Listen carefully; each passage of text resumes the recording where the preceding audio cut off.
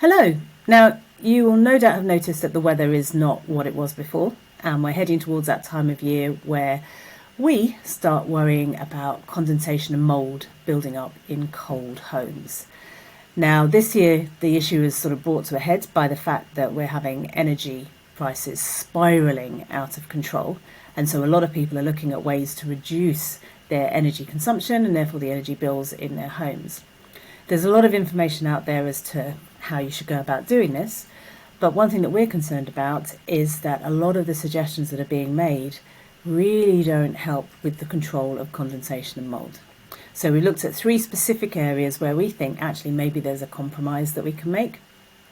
And before we get into the detail of those, Kaz, how would I notice condensation in my home? How would I know that I have it, and where does it come from? Okay. Condensation is typically, you can be seen on your windows. You'll see you have water droplets, or there's almost a pool of water that's collected on the windowsill on the inside of the property. Either that, or you'll feel that your wall is damp and very, very cold. This is created because of the moisture that is in the air from everyday activities that we do. Boiling for food, cooking, showering, bathing, washing, drying our clothing, and even the air that we breathe. Okay, so the 3 areas that we want to look at are specifically, number 1, heating. Because one of the suggestions that I've seen is that you should only heat your home for as much as you actually need. And if you have rooms within your home that you don't use, to turn off the heating in those rooms and even close the door. What do you think about that, Kaz? Again, it's not a good situation. If you're going to turn off your heating and close the door, you're going to create a cold spot. We recommend keeping your heating on for a little bit longer, but lowering the temperature. In a room that you don't use, lower the temperature again, but keep the door ajar.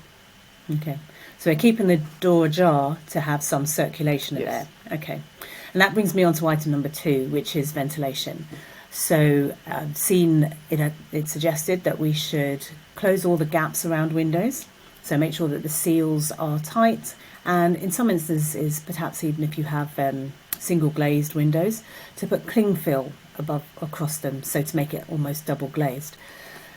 That doesn't seem to be allowing much air through, so what would you recommend, Kaz? This is where you're going to have a look at your trickle vents. Trickle vents can be found at the top of your windows. Make sure they're slid in the open position and make sure they're clean. If you don't have trickle vents, leave your windows on a latch, and again, keeping the door ajar. Okay, and I think that's actually quite pertinent at night as well, isn't it? Keeping the door ajar, because that's when you possibly don't have your windows open and you need to let the air out of your room. Yes. Okay, another instance that brings about a lot of moisture into the air is washing clothes, or more specifically drying clothes. And tumble dryers, we all know, are quite expensive to run, so that's one of the things that people are cutting down on now, and drying their clothes inside, because obviously it's going to be cold outside. Now, I'm sensing that if you have closed windows, sealed windows, not very much heating, and then you have wet clothes drying, it sounds like a bit of a recipe for disaster. So again, Kaz, what would you recommend? Here, what we're going to recommend is, if you can, take your clothing horse, put it in the bathroom, close the door and open the window. Air ventilation. If you're not able to do that, then take it to a room where you are able to open the window and close the door. Okay, so it's keeping that ventilation going while you've got wet clothes. Yes. Absolutely. Okay, so we hope that those tips have helped, and don't forget, of course, if you do spot condensation on your windows, or you can spot water forming on your walls, make sure that you try and clear it up as soon as possible. I would say every morning, wipe down the windows if you've got condensation on the windows, to stop it turning into mould. And let's hope we come to the end of the energy crisis soon. Thanks so much.